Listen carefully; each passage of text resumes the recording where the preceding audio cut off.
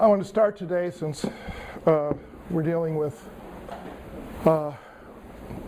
China probably more than anything, although not exclusively China, by recommending a novel.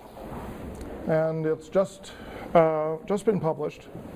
It's by Amitav Ghosh, who is an anthropologist who has taught here at Columbia from time to time. And it's entitled River of Smoke. It is the sequel to a novel called The Sea of Poppies. Sea of Poppies is primarily about seafaring in the seafaring culture of the Indian Ocean. And River of Smoke is primarily about Indian Ocean trade and in the era of the leading up to the first opium. It is like notable in his use of the contemporary slang and obsolete words of various languages for that particular period. You run into many sentences, 2 or 3 words that you have never seen before and you will never see again. Sort of, out the of gutty and owbash and stuff. But you figure it out in context. Actually, from time to time, you'll run across a word, one of these totally strange words, and you'll recognize it. I mean, I'll recognize various languages, but say, oh, that version such and such, or oh, to say nasty things. Gives his flavor. You don't really feel like looking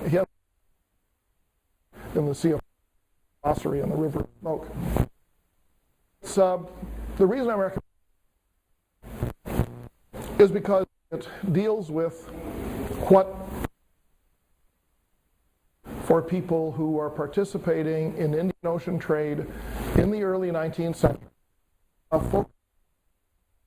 trade in southern China,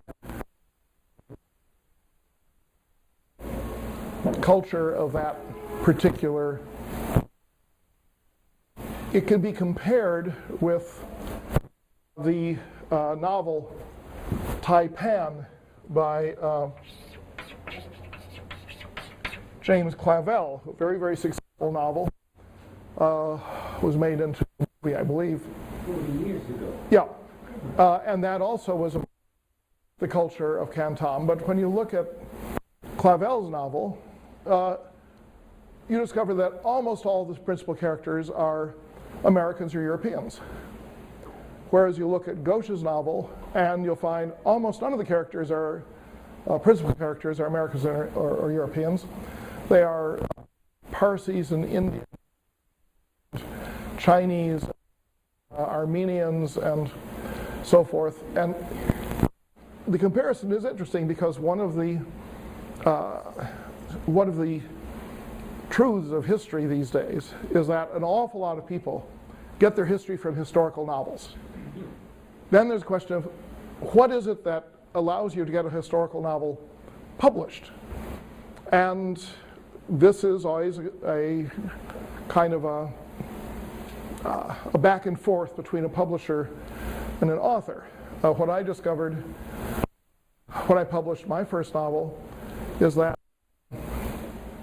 you can call one Ali and call another one Yusuf Zai. And the reader say one of them is always described as wearing a and the other is always described as having a tiny pointed beard.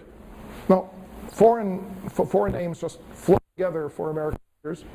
And so the fact of the matter is that historical fiction set outside of a European context, written by Americans at least and published in America, usually will have a Western character who is the protagonist and who's the hook for the narrative, so that you follow, here's a story about,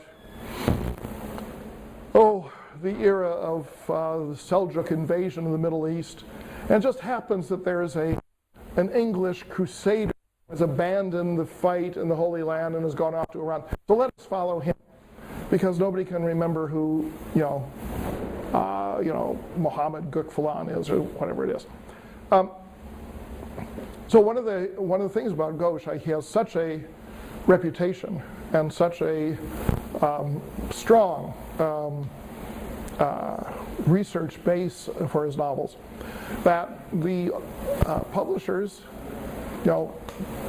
publish these books that are not devoted to the overseas careers of strange European wanderers, and it gives a completely different texture of things. It doesn't mean he doesn't describe the Europeans, but he describes them mostly from as seen by an Armenian from Cairo or a Parsi from Gujarat, rather than in and of themselves. And as such, he's able to describe them in ways that would be harder to do. For example, Canton, which was the one place that Europeans could trade in early 19th century China, and Kowloon, where the European colony was, it was prohibited for any Western woman to set foot in the place. So all the European, and particularly British businessmen who have factories or warehouses, what they called then, in Kowloon, and are doing business and stay for years, they're all gay. And it's, not every single one of them, but as portrayed by Ghosh, they're all, they're happy. They get to live there, and they always have a friend who is their companion of many years. And they hold dances, and you have principal characters, a Parsi businessman who's saying to someone, "Oh, it's a waltz. Let us go and dance." And but if you read Clavel, you get principal characters are two American sailors who are in business competition of a very strenuous with one another. It's very, very the fact that it's set in China. So I recommend this. It has been a characteristic of social history of the last few decades that the lives of ordinary people, if they are narrated well, are considered to illuminate the history in an unusually vivid fashion. So a book like The Return of Martin Guerre by Natalie Zeman Davis from Princeton is a classic because it's telling the story of a medieval period when a man comes back from the wars to pick up where he left off when he went to war, but it's not clear whether he's the same man. And the debate is, was Martin Guerre the real Martin Guerre, or was he an imposter who had come back? It was made into a movie set in the American Civil War context in this country. Richard Gere, I think, starred in it. Or The Cheese and the Worms by Carlo Ginzburg. A number of books like this. One of the best of them is a book called Empire Made Me, a story of a man, an Englishman, a true story in this case, who volunteered very young for World War I in Britain. At the end of the war, he did not want to go back to becoming a clerk or an apprentice. So he signed up to become a policeman in Shanghai and spent the rest of his life in Shanghai. And the story of an English policeman in Shanghai over 40 years is really absolutely gripping. And he becomes, completely fluent in Chinese and hates the Chinese and eventually is thrown out of the police force for brutality toward the Chinese, and then he becomes a enforcer for various European companies who are trying to keep Chinese labor in line, and eventually the Japanese take over the factory and shoot him. And so his family said, oh, we'd like him to be considered the first British casualty of World War II. And then that ends up being a debate over that. But these stories of ordinary people make a very, whether they are fictionalized, as in the case of Ghosh, or whether they are memoirs, or whether they're carefully crafted, bits of historical research presented as factual, they make a very useful antidote to the tendency in general history courses, such as this one, to deal with things at a general level. Because at the general level, you tend to move up the social and political scale and talk about people who are thought to have had an impact, rather than people upon whom an impact was had by the events. And there's a fairly large library of books of this kind, as I say, some fictional, some non-fictional. And they're more common for European history, where you don't have the issue of the alienness of the characters. But this one by Ghosh is unusually good.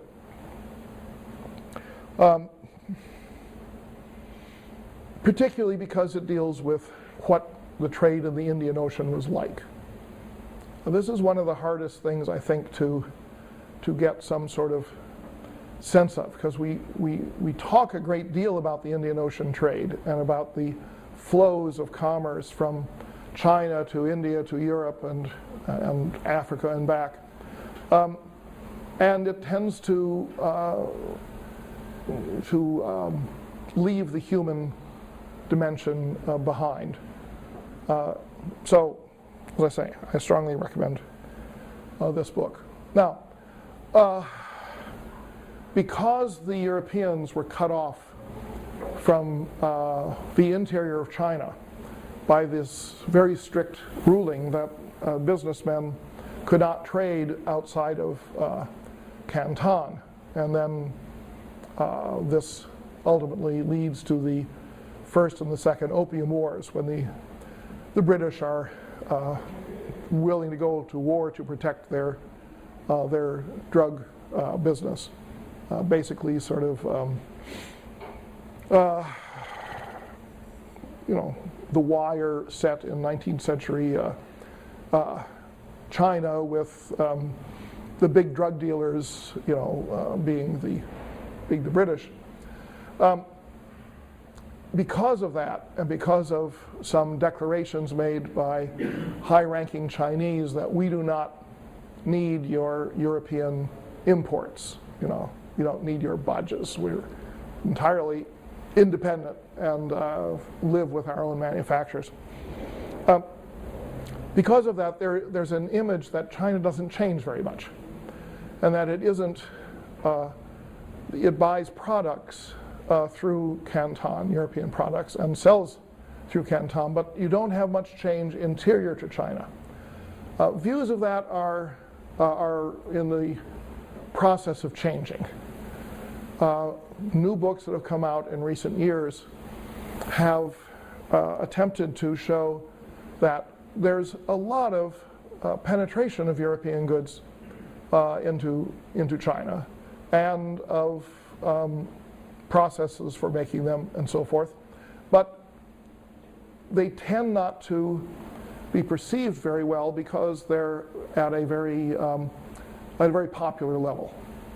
In other words, this is not steel mills and steamship lines so much as household goods and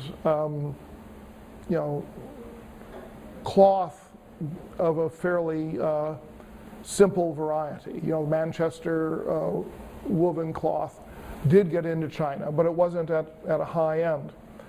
And so the idea that China was kind of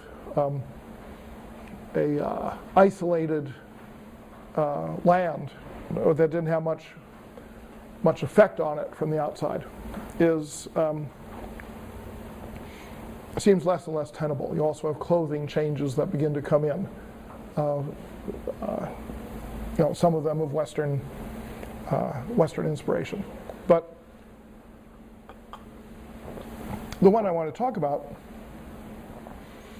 comes in toward the end of the period of this chapter, that is, say, in the seemingly in the late 1860s, and ends up having a huge impact, not just in China, but in many of the many Asian and Indian Ocean Rim countries.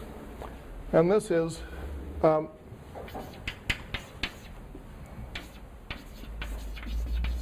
rickshaw. So we spend so much time talking about railroads changing the transportation economy, or automobiles or bicycles, all these things that the Europeans come up with that change the way in which people communicate, the way in which people move, and so forth. And in some respects, the rickshaw is as important as any of them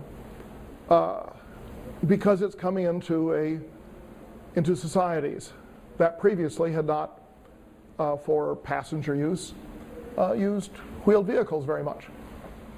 The rickshaw is of uncertain origin.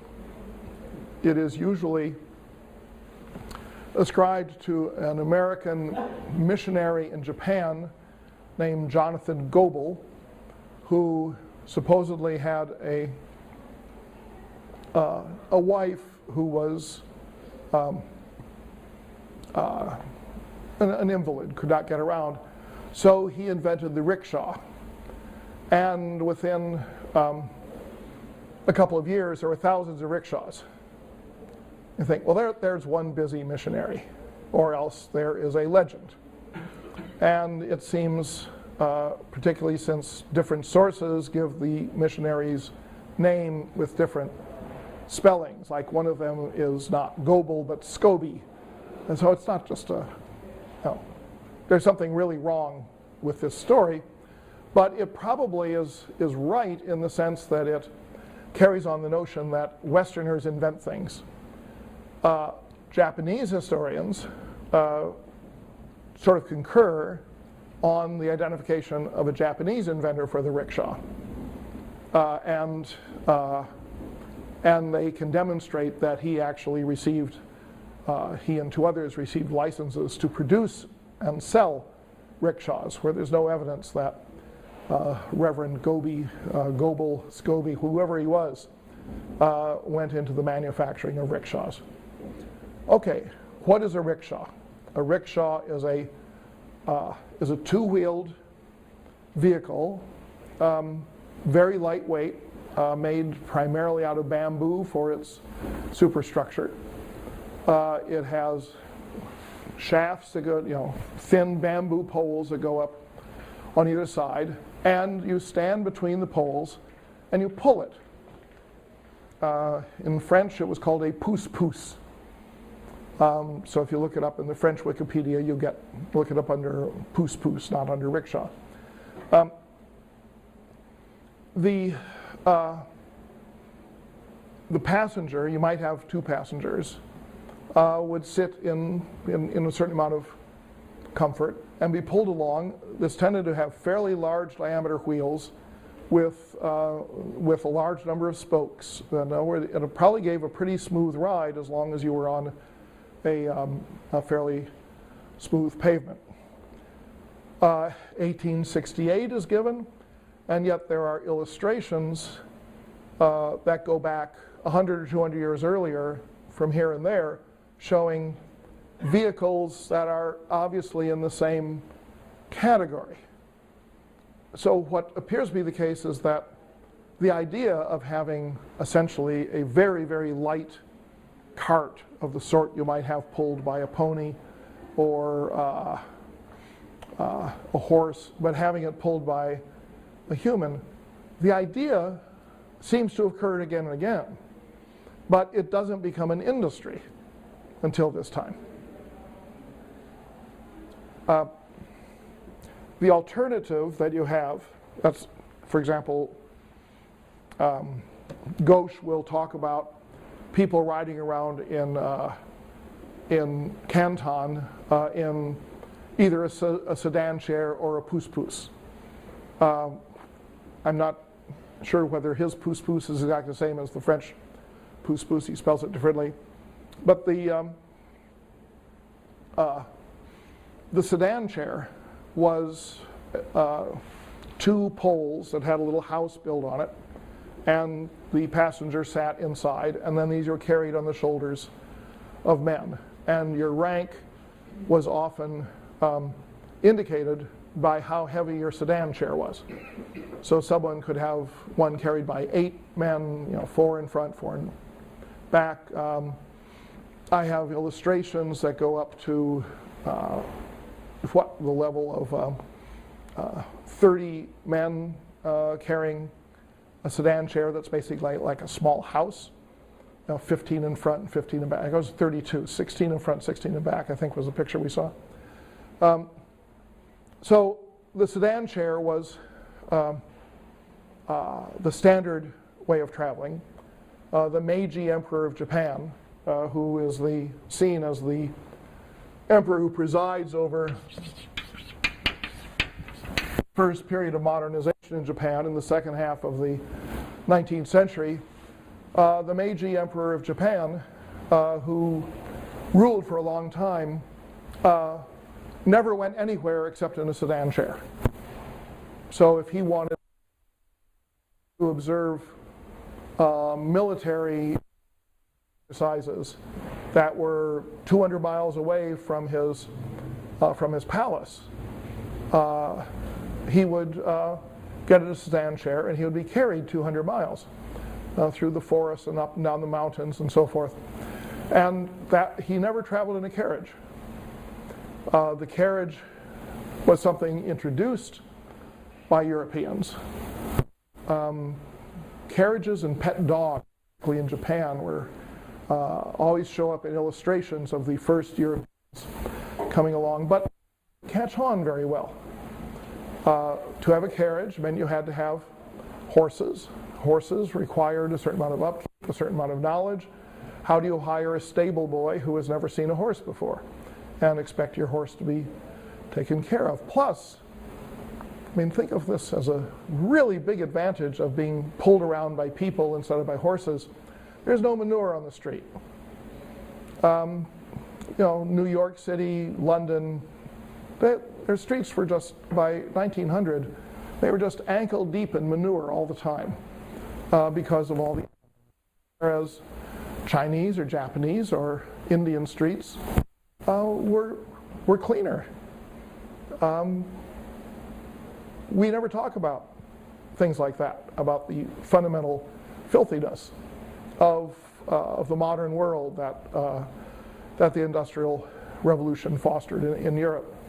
But the rickshaw was clean, it was comfortable, it was fast by comparison to a sedan chair, partly because it's such a light structure that a rickshaw can run. Getting your 8 sedan chair holders with you on the shoulder to run at the same time, you bouncing up on there, that's not so good. So you tend to walk with a sedan chair. In England, the sedan chairs were used for prostitutes because you could be delivered to your mansion without anyone seeing who they were. But they were the standard upper class transportation in the East. Because the rickshaw was simply one man, one vehicle, it hit a much more popular stratum of society than the sedan chair. Sedan chair, at the very minimum, you had to have two bearers, one in front and one, and you probably needed more than two. So the cost of going from place to place in any way other than walking suddenly goes down. And so you see the rickshaws that come into China at the end of the 1860s, all imported from Japan. I mean, we think that what's important is what do the Europeans export to China. But here you have a transformative technology in which initially the manufacturing is being done in Japan. And quickly become, you look at 2,500, then 20,000, then 80,000. I mean, they become extremely common.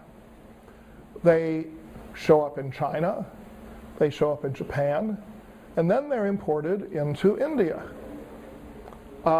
Then they're imported into, colonies in India, imported into French Madagascar.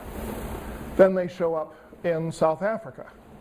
So the entire littoral of the Indian Ocean and going up into the Sea of Japan, South China Sea, is undergoing a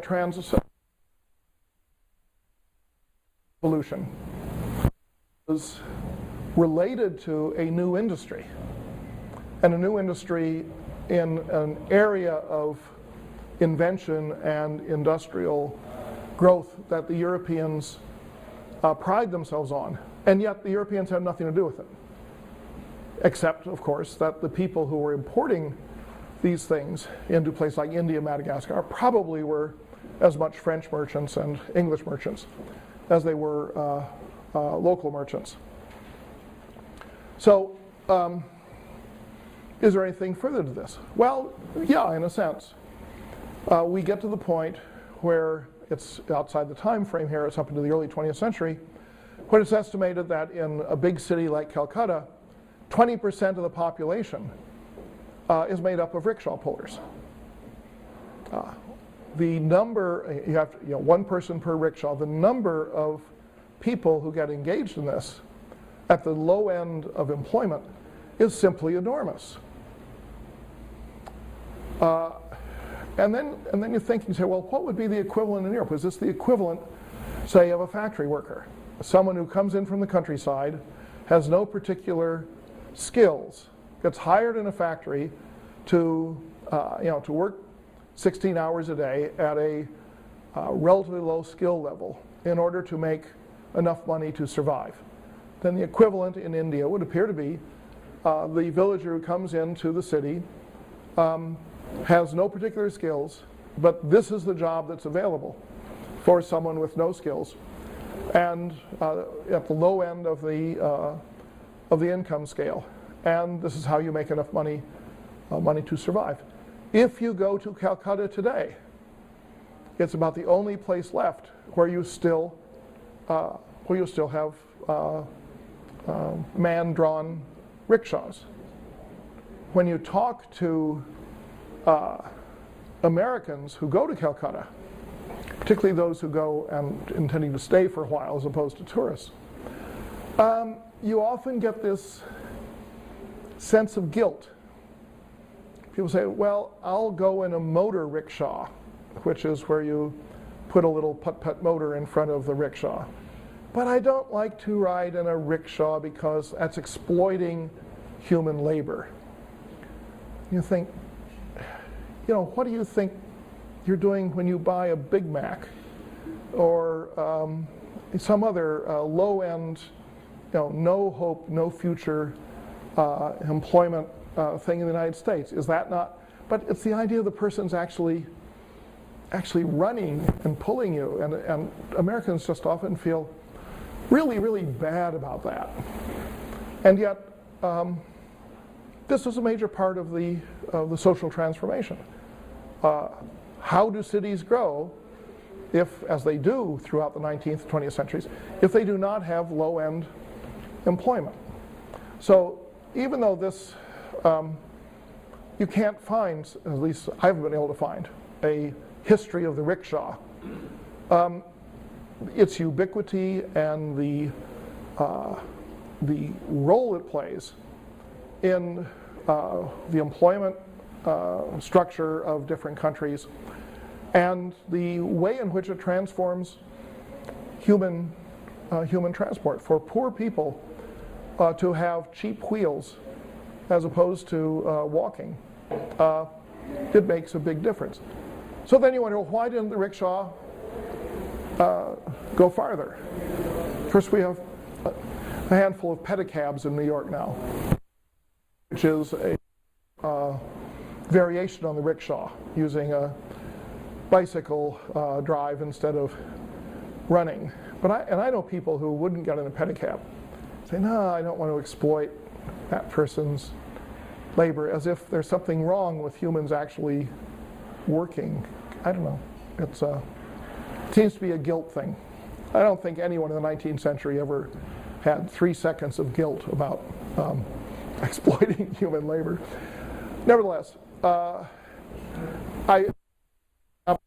it's along with the one I was talking about last week of the lithographed book, where you have a technology that has a transformative capacity and great economic and social impact, but has minimal intersection with what's happening in Europe, except that it's happening at the same time. And that, of course, goes back to this question of, if new things are coming in, does it create a climate of receptivity for new things? If there's something new, how do you get people to adopt it? I mean, if everyone saw a rickshaw and said, no, I just wouldn't feel comfortable in that, then it's not going to succeed.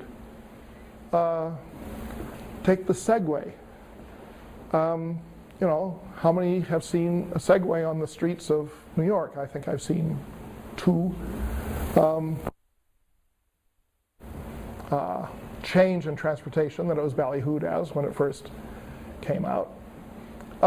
Because there does seem to be something to do with the mood of the times in terms of the receptivity to change.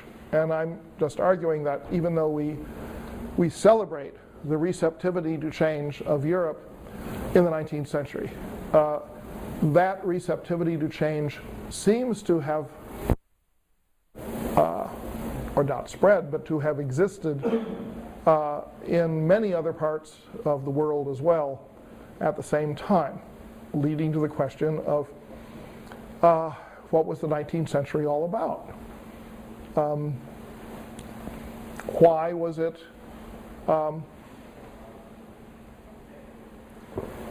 a period of so much change, and trying to get away from the notion that change was uniquely associated with European brilliance and innovation, that it was something that appears to have been much broader in its impact. All right. End of that topic. But I think I'll work around back to it the way I do sometimes, because now I want to talk about a different topic. This is something, for want of a better term, I'll call charisma disparity. Just as a way of income disparities. That some people are having more experience of charismatic excitement than others. This clearly is something that we have today. People who take Jesus Christ as their personal Savior take Jesus Christ as their personal Savior. And they actually do say, what would Jesus do? And it's exciting for them, and it's satisfying for them, and it really works. And those in our population, I don't want to say those of us, because I don't want to tip off where I might be on this, but who don't do that think, WTF? I mean, is this really happening in America today? This is bizarre. So now we have a polity that is severely divided on the issue of whether this is, something really, really stupid and primitive, or whether this really is the way to live. And I don't want to take a vote, but my guess is that over the last 10 or 12 years, the number of people at Columbia who are on Jesus' side has steadily crept up. And the number of people who are really, really scared probably has crept up as well, because you're getting this cleavage, this disparity. People who search for and acquire charisma, and those who just don't see the point.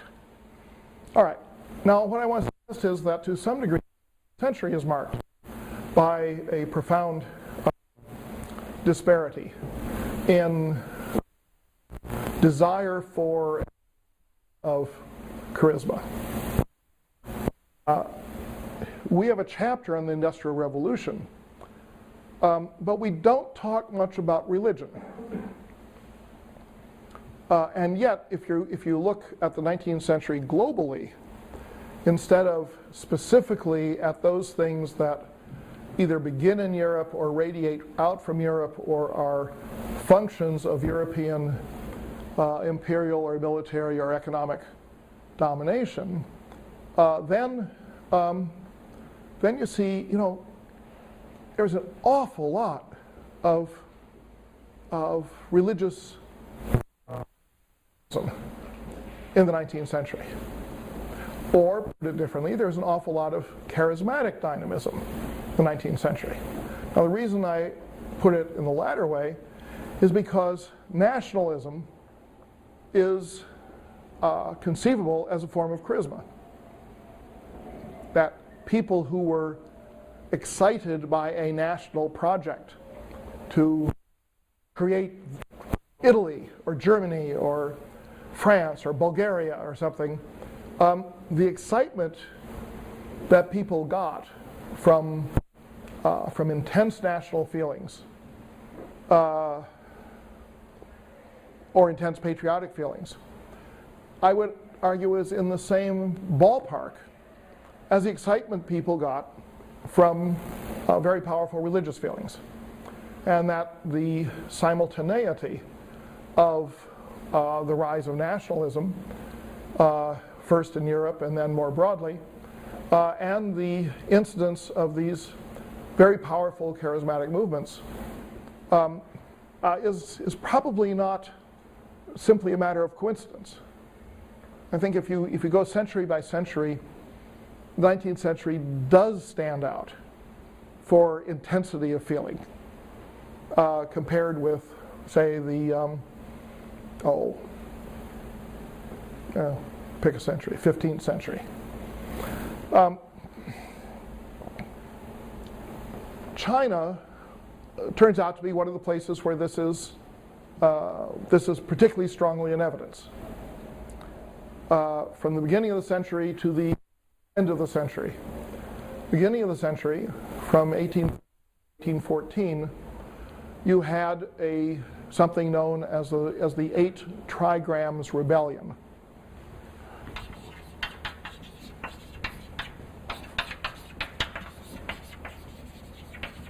The 8 Trigrams Rebellion is given its name from a particular set of characters that come out of Qing, a book on divination in China, and these trigrams are are seen to have a certain, a certain power, but it was primarily a inspiration for the ideological level. And the type of Buddhism that had become common in China in the post-Tang era, that is, say, half dozen centuries preceding 1800, you had Pure Land Buddhism, the idea that when you die you will go to a pure land in the West, and that will be the paradise that you will inhabit. And that sort of Buddhism, which is in the Mahayana category of Buddhism, also had the notion that there would be a savior, and he would be the Maitreya Buddha. It's the Buddhism form of messianism, in which you anticipate the coming of a savior, and the savior is going to make your journey to paradise possible. So your savior is someone whom you are eagerly awaiting if you are of a messianic character. Messianic movements are particularly susceptible to charismatic preaching, where you tell people that the Savior is coming, that the Savior is soon, and that the Savior, indeed, he may be here, he may be in this room, I don't know, but you preach this, and you tell people how they must behave to be part of the elect who will benefit from the coming of the Savior. In the 8 Trigrams rebellion, which took place in northern China in, as I say, 1813, 14, the Maitreya was expected, and you had preachers, or rather recruiters, who went from village to village, telling about the imminent coming of the Messiah and how it would be triggered by the killing of the emperor and the overthrow of the Qing regime. The people who did the recruiting or the preaching from village to village were martial arts masters. So there was a very strong association between Chinese boxing or martial arts and what the empire saw as a conspiracy to overthrow the empire. As it turned out, the rebellion took place. It was suppressed in a year. There were about 1 million people killed in the process of suppression, because it was a very, very widespread rebellion.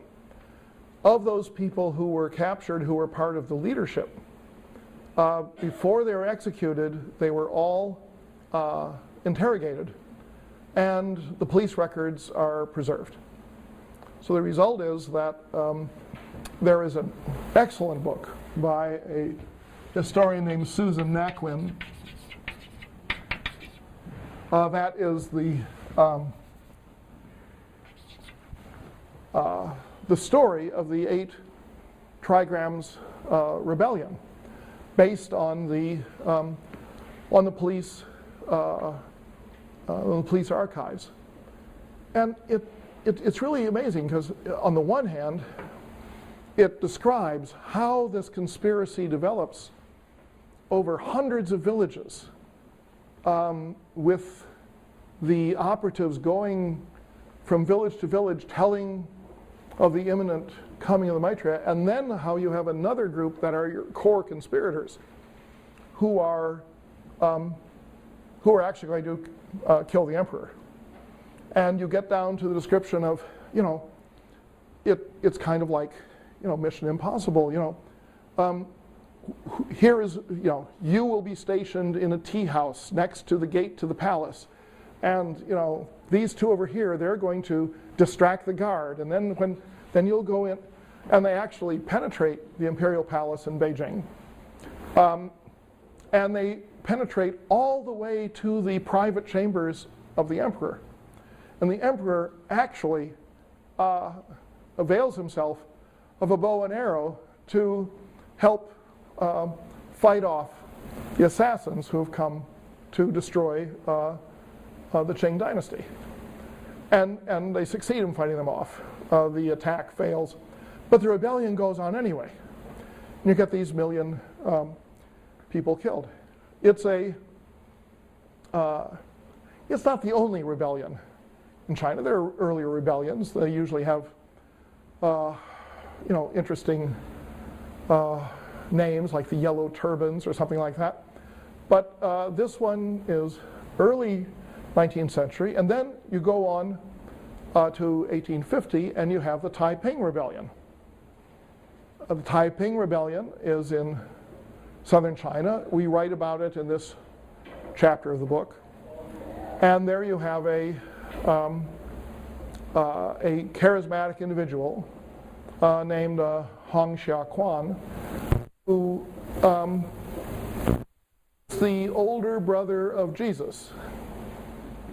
Who knew? Dory Previn wrote about Jesus having a sister, but not quite the same thing. So he's the older brother of Jesus, and he is leading heading up a cult that is Christian in some semblance. We know of other religions that are, Christian in semblance, but not necessarily in every particular. It rejects the Buddhism and the Confucianism and the local religiosity of China at the time. And the rebellion goes on for 14 years, 1850 1864. 20 million people are thought to have died in that. Those aren't battlefields deaths. Those are mostly civilian deaths after some huge sieges of cities that where the population was slaughtered. So as in the case of the Eight Trigrams Rebellion, the empire prevails. The empire strikes back, and all of the zealots are killed. Then you go up to the end of the century, and you get the Boxer Rebellion. It's a little outside our time frame, but at the end of the century, the Boxer Rebellion is strongly anti-foreign and very much focused on the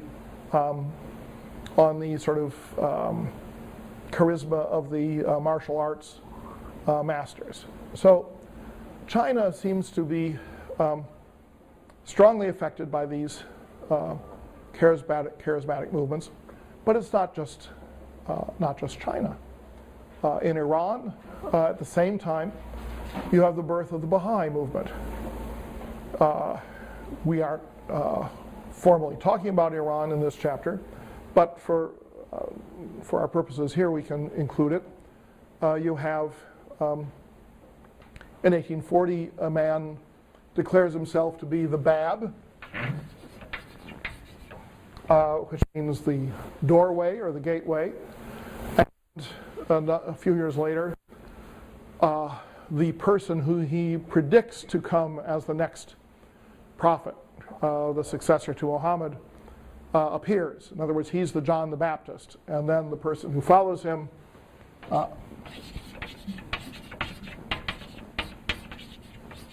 is Baha'u'llah, who founds a religious sect. He clearly is a charismatic individual, as is the Bab. The religious sect becomes the Baha'is, and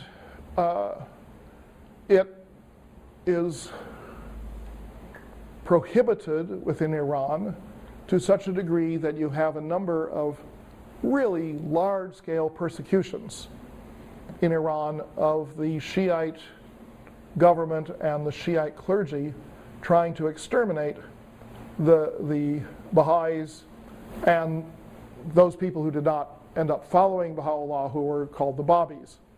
So the Babi rebellions, or the efforts to put down the Babis and the Baha'is. This is a central drama for the history of Iran, the 19th century. But then you look at the Baha'is, and you say, well, now interestingly, they're strongly associated with foreign trade and with business and ultimately religious connections outside of Iran. Also, they are very strongly Jewish, so that many of the converts to Baha'ism are Jews who convert to Baha'ism. They continue to be important in Iran down to the present day. Here you have a state that, in its constitution, offers freedom of religion to Shiites and Sunnis and Jews and Zoroastrians and Christians, but not to Baha'is. Because at the time of the Iranian Revolution, on the clerical side, much of the inspiration for the revolution was a recrudescence of anti-Baha'i zealotry, to stamp out the Baha'is. Partly because the Baha'is, many of the rich Baha'i families, were very closely associated with the Shah. Okay, it's a charismatic movement in Iran. You have a charismatic movement in Saudi Arabia. I've mentioned before, the Wahhabiyya. It actually begins in the middle of the 18th century, but after it is stamped out, they thought, by Muhammad Ali and the Egyptian Albanian army early in the 19th century, it came back. There have been 3 different Wahhabi states. The first one that was destroyed by Muhammad Ali, a second one in the middle of the 19th century, and a third one that comes along after World War I and is the Saudi state of today. A very strongly charismatic movement. In other places, this sort of charisma will take the form of warfare against imperialism.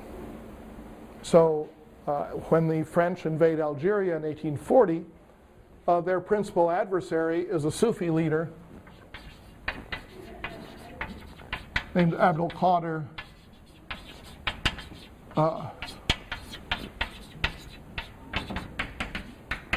al-Jazairi, and he's an extremely powerful and effective leader. Takes a number of years for the French to defeat him and send him off into highly respected retirement in Damascus, where he is so highly respected that when you have the anti-Christian and anti-Jewish riots in 1860, he becomes the protector of the non-Muslims to in Damascus.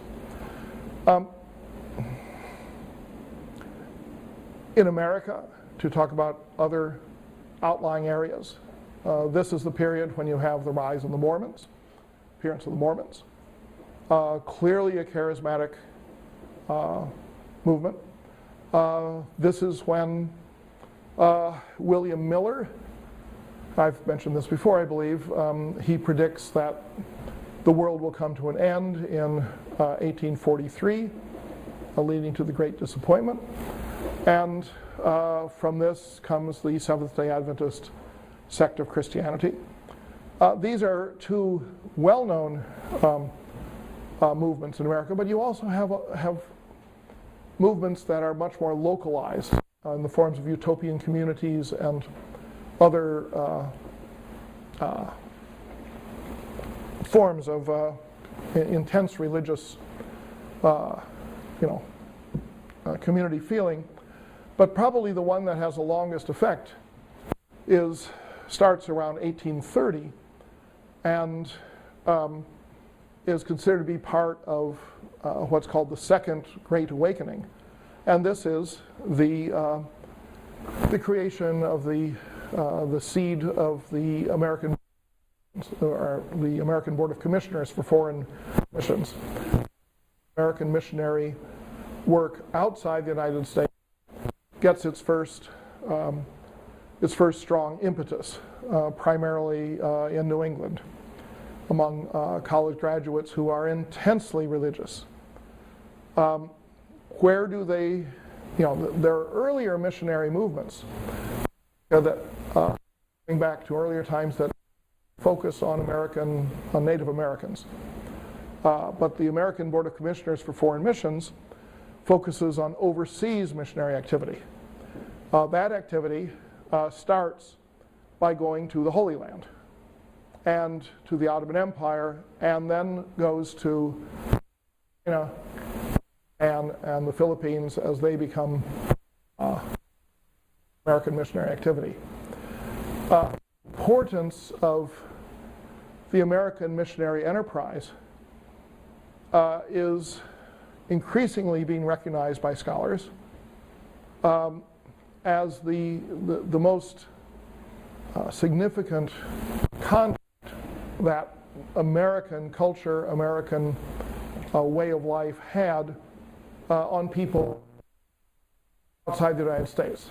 In other words, if you were looking at the history of French or English or Italian or German imperialism, you would identify perhaps the central impact of the imperial power as being through officials that get sent from the metropole to administer overseas territories.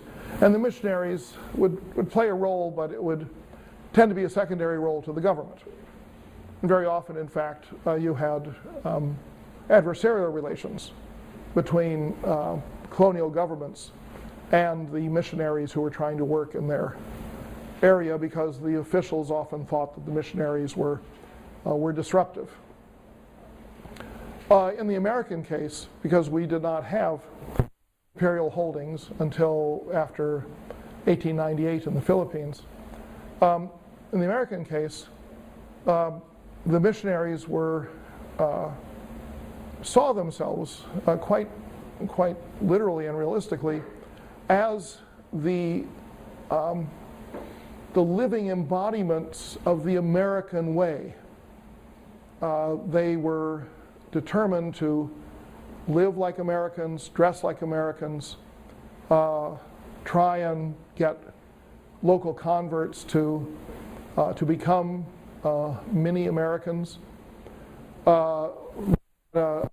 Worry initially that if they converted people to Christianity and taught them English, that they would all immigrate to the United States, because you get to be an American. Everybody in the world wants to be an American, they thought.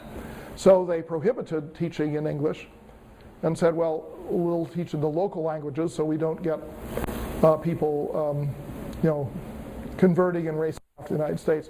That was probably an illusion, since they converted, at least in Muslim, they converted virtually no one, but or at least no one who was Christian. They did have this strong feeling that converting someone from Catholicism or Orthodox Christianity was almost as good as converting them from heathenism, because Protestantism was just so much better. We don't have any very good comparative histories of Protestant and Catholic missions. It's rather interesting that the Catholics win many, many more souls than the Protestants do. But the Protestants talk about it endlessly, these vast archives that we have at Union Theological Seminary and other places. So America becomes, and believe me, these are ardent. Those who, after 1830, where we have the names of individual missionaries who we know a great deal about their lives, they did not expect to come back. They thought they would die in the mission field, and many of them did. Commitment. As time moves on, we also find that it is as with the British opium merchants in Canton, it's a good place for gay people, because nobody cares, particularly for if you were a really, really well-educated woman, say in the the end of the 19th, early 20th century, you could not be a lawyer, you could not be a doctor, you could not be a businessman, but you could be a missionary. And as a missionary, you actually could run a really big operation and be highly respected, but you would not if you were with your husband, because then he would be the Reverend Dr. So-and-so, would be the wife of the Reverend Dr. So-and-so. But female missionaries, their area for accomplishment was unlimited as long as they left the United States. And it's notable how many really fine missionaries there were who look superficially, at least, to have been lesbian. We usually don't have detailed documentation. The one case that comes to mind is a woman who went to India. She'd been there for 20 years, came back, gave speeches in Connecticut about how wonderful it is to be bringing Christianity to the Indians. And a young woman in the audience was so, this is the story, was so inspired by her preaching that she decided she, already trained as a physician, would go to India and become a missionary also, and live in the same house as the woman who was giving the sermons, and together they would adopt children. The Barnard student who wrote the senior thesis that uncovered all of this outraged when I suggested that there might be a lesbian relationship here. Said, no, I don't, they never say anything about that. They're adopting children together? What is it all about? Only male children. They adopt sons. Anyway, these examples could be multiplied. The 19th century was a period of intense religiosity in many parts of the world. It's also a period of the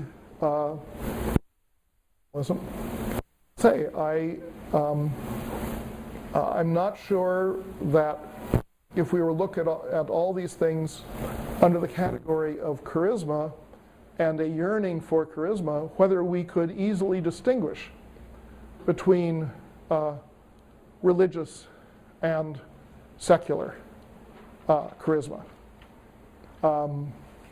One can go into the history of the Zionist movement, for example, and find questions along these lines as to whether one is religiously inspired to go back to Eretz Israel, or whether one is doing it as part of a socialist project or a nationalist enterprise. The boundary between nationalism and religion becomes a somewhat fuzzy boundary in numerous cases, but not in the general historiography that we have. So the master narratives that we cultivate are eager to talk about the unification of Italy, unification of Germany, and the rise of nationalism in Russia or other places where you can see seeds of nationalism popping up in the second half of the 19th century. And you can often, with these early nationalist movements, sort of count the number of participants on the fingers of both hands. And but that's the way movements tend to start. But we tend not to tell the story of religious movements at all. And I think that there was a good reason for that when the master narratives of modern history were being constructed, wherever that was, because it was assumed that in the sort of, let's say, the academic milieu in which this sort of construction was being done, it was assumed that the world was a world. It seems to me that since we have now heard that the modern world of the 21st century is not univocally a secular world, that we really need to go back and revisit the master narratives and say, where does this religiosity come from? Is it something that we look at case by case and say, okay, here we'll talk about the mad mullah of Somalia, as the British called the Sufi who resisted them in Somalia?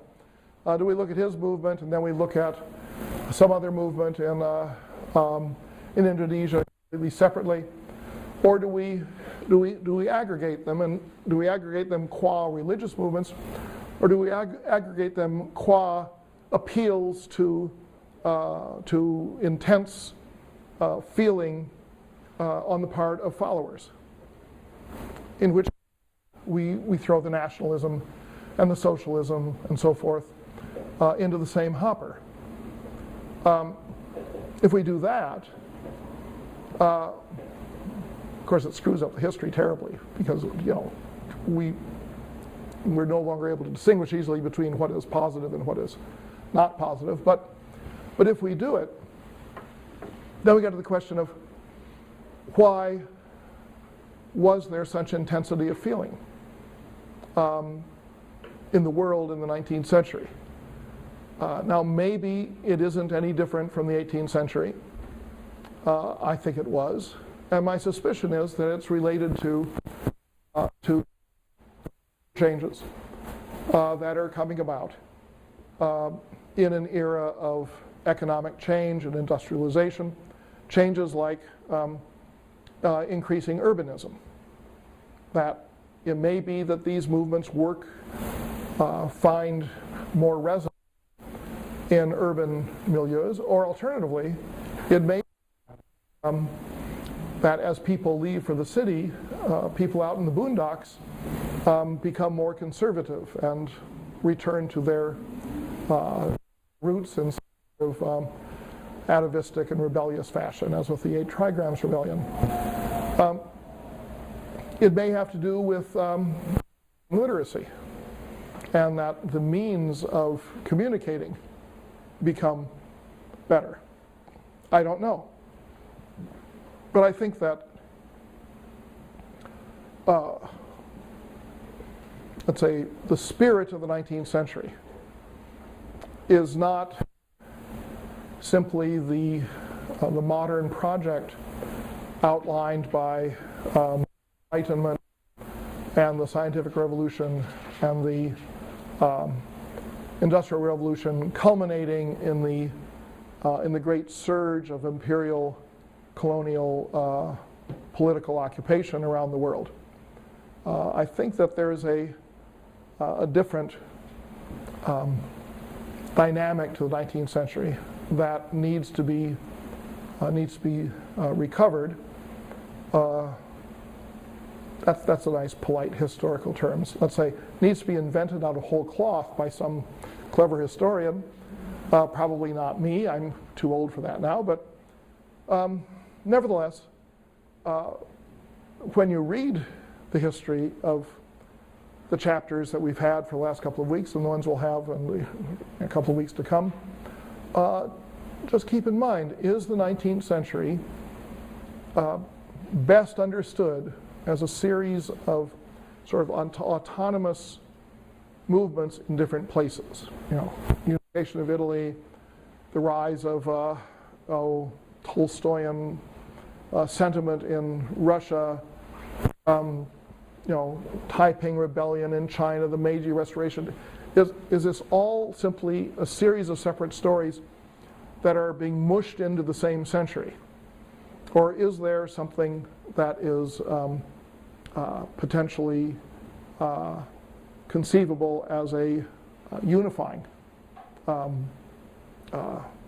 maybe meta-historical version of the 19th century? I don't know, but gee, it's been fun to talk about it for the last hour and 20 minutes, so I'll stop here.